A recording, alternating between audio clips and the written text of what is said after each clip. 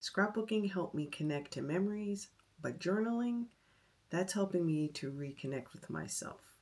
Let me show you how I'm bringing the two together for a creative, mindful, and experimental self-care journey.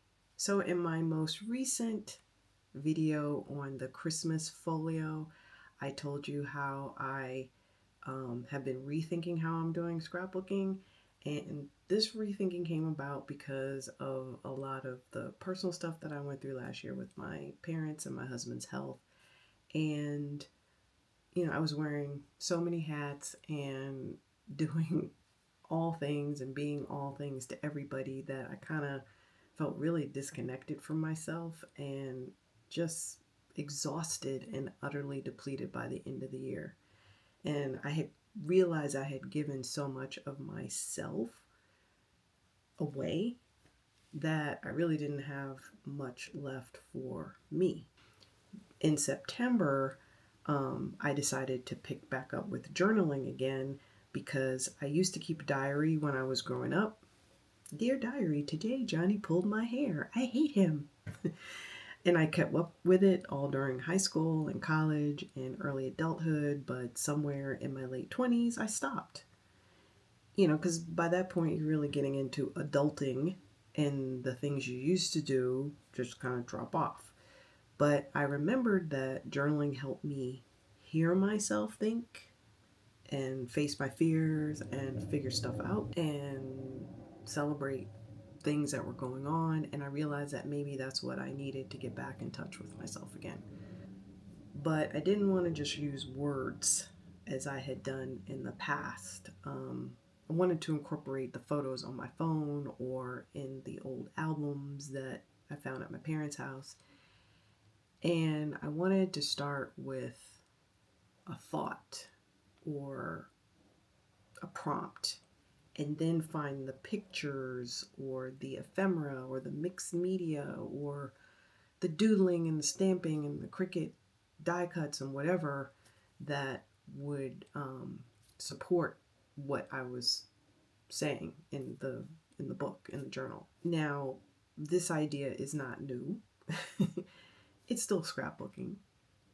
It's like the old scrapbooks back in the day with the black paper and the photo and the party invitation or the graduation announcement or the newspaper clipping, and then you'd write some caption underneath. I'm thinking of my grandmother's old scrapbooks. And that was it. That was the scrapbook. But the way I'm going to scrapbook now is not going to be like how it's been popularized in the last decade or maybe even more than that, where everything is really structured with design rules and the layering and whatnot. And I'm still going to do the layering because that's fun. But in my new approach, I'm emphasizing more of the story than the stuff. And I'm going for free flow, design be damned, being in the moment, hearing myself think, and slowing down. I think it's a way to reconnect and reflect and make self-care a part of my creative process. So once I've connected with my thoughts, adding the photos and the ephemera is just the icing on the cake. It's just going to make everything more meaningful. Who should try this approach? I would say anyone who is bored with how they're currently scrapbooking and wants to try something different. If you get stuck on design and layout and you feel like your pages aren't good enough, or you suffer from comparisonitis and perfectionism, you know who you are. If you're journaling curious, or you just want to use up your stash, or any of all of those things. So what do you think about this so far? Does it resonate with you? Let me know in the comments. Have you changed the way that you've been scrapbooking? Have you gone from a more slim, from the, everything on the page to the more slimmed down approach? Have you done that? Or are you going to stick with the everything on the page? There's no right or wrong way to do this. I'm not saying one is better than the other. I'm just curious as to how people are approaching scrapbooking or how their scrapbooking has evolved over time. So what do you need?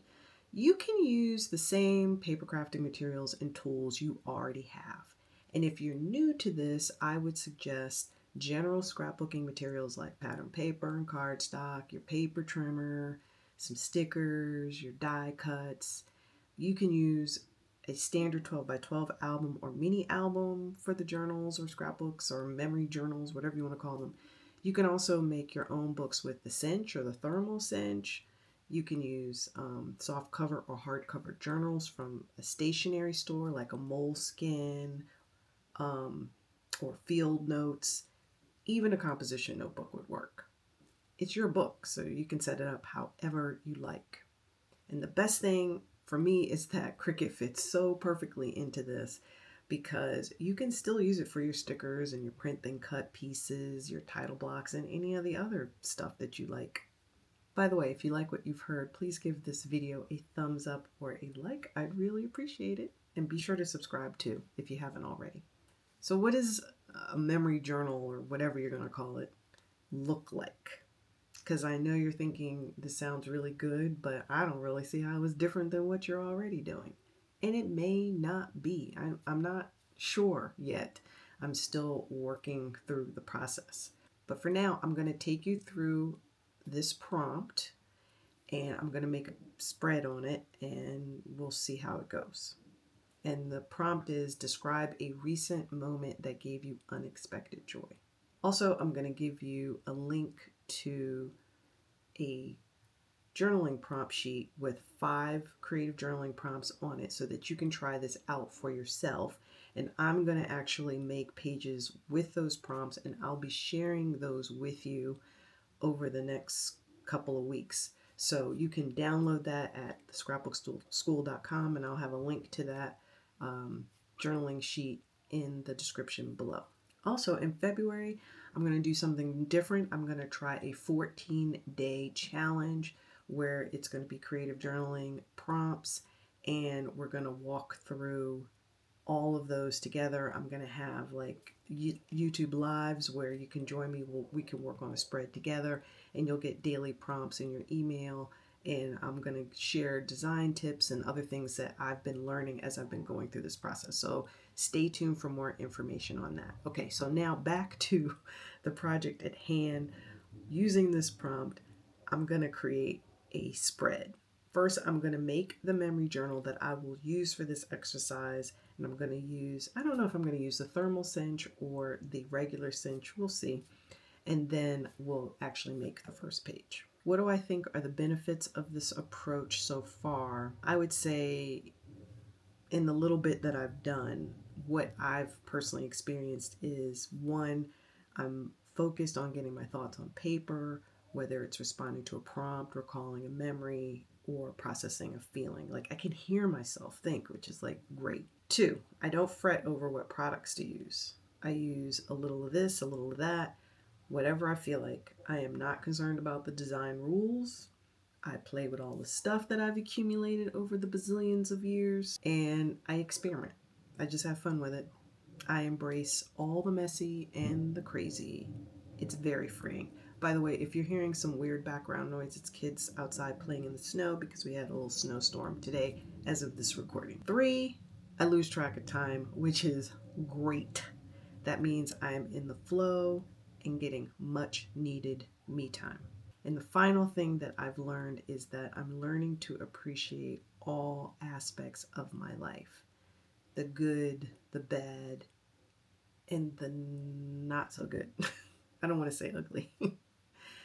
Gratitude is good, and we could all practice it a bit more and regain some sanity. What I've found is that starting with the journaling, it helps me get out of my head and really get into the inside of me. And it's a chance to get in touch with myself, process everything, and really appreciate the moments that I'm scrapbooking or journaling about. So it's less about following what everyone else is doing because we all have everybody's voices in our heads, from the TV to the phone to whatever. And it's more about hearing my own voice. I just want to go over some things with the book and how I decorated it and designed it. So obviously in the scenes you've been seeing, I was using the cinch and various pattern papers. I decorated the cover with this. It's like a homemade paper type of thing, Japanese type of thing. I found it at Hobby Lobby. It's considered specialty paper. I love the texture to it and the design, and it's in my scrapbook school colors. I used Cricut to cut out these letters here in the frame. I had these paper flowers on in my stash, and same thing with these buttons. At the beginning of the book, I always like to date when I start something. I do this in my business notebooks, in my planner, just like when I start something, so I will know. And then of course when it's finished, I add that. And as you can see, it's just, now I'm just starting to do some filling in. Last night I was playing around with, Cricut has coloring pages that you can print out in a print then cut. And I was using Spectrum markers. Let me show you what they look like. Oops, that's me digging through my stuff to find something. Here we go. This is the Tri-Blend Spectrum marker. They're like Copic markers. And I've had these for years and never really used it. I have a whole box of them I got off Amazon. I said, hey, why not play around? So last night, Saturday night, I was playing around with it, and I was trying to color in the background so it wouldn't be white, and it just didn't work out. So I just put this on there, and it's just playing around, but I wanted to include it in the journal just as something. Here I've got, I don't know, I call it like an oversized bookmark, but it's not really a bookmark. It's just a half-page type decorative thing. And I've put some stickers on here, and this is really for Christmas. I used it for a Christmas album a couple of years ago. This die cut, it has 25 on it, and it's 2025, so I just decided to use it. This is kind of my mantra for the year, just be. And on the other side, there's something else I found in my stash, actually from Michael's. They used to make these little books here. I don't know if they make them this size anymore. I've only seen the 6x6. This is 3.5x6. They're kind of cool. And they have like little sayings and, pattern papers that you can use. So I'm going to be using this during the year, like little phrases and things like that are perfect for this size project. So I'm going to be using that as I fill out this book for the year. And as I mentioned, I'm going to be, the first couple of pages, I'm going to be using, this is the black and white printout, but this is the download I'm referring to, 5 prompts to jumpstart your creative journaling journey. It's got some instructions on how you can use the prompts. It's got the prompts here. You can download that at scrapbookschool.com, so check it out. The future belongs to those who believe in the magic of their dreams. So I got that from that little book. So, and then this is my first entry, as it were. The first prompt, a moment of unexpected joy. I received this card from my sister-in-law the other day, and I thought it was really nice. She also had a challenging 2024, so our whole family was kind of in it together. So this was a nice little card that I got from her, and it was unexpected because she's, kind of a reserved person, and this card had said a lot of nice things. So I was very surprised, so I just wrote about it here and put her card here. And then as we go through, I'll fill out the rest of these pages with the rest of the creative prompts and any other prompts throughout the year. This pocket I actually put in upside down when I was doing the cinch. So, whatever. We'll figure it out. Some example of an insert. That's a Cricut cut. And then the rest are just different types of paper. This is another Cricut cut. And I'll show you how I'll be decorating that over the next couple of weeks. This is actually watercolor paper. I'm going to be experimenting with mixed media, stamping, doing some watercolor inks and things like that. So you'll see that coming up. And then I have this pocket in the back, and I figure I could put stuff in here. Like this die cut is actually from here. It's like the die cut from the label. I can reuse that for something else.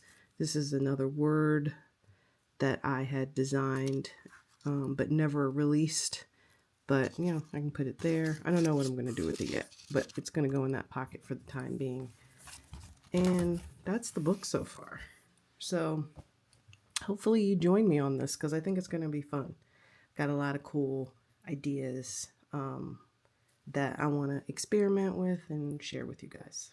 Okay, so the first spread is done, and I'm going to be using this notebook, as I said, for all of the 5 prompts, and I'm going to leave a link to this prompt that you can or prompt sheet that you can download from the Scrapbook School website. I will leave a link to that in the description below. If any of this resonates with you, please go ahead and download and give this a try. It's just an experiment. There's no right or wrong way to do this. It's just having fun. It's just reconnecting. It's me time. We all need it. So let's try it. Let's take 30 minutes out of the day to just do this.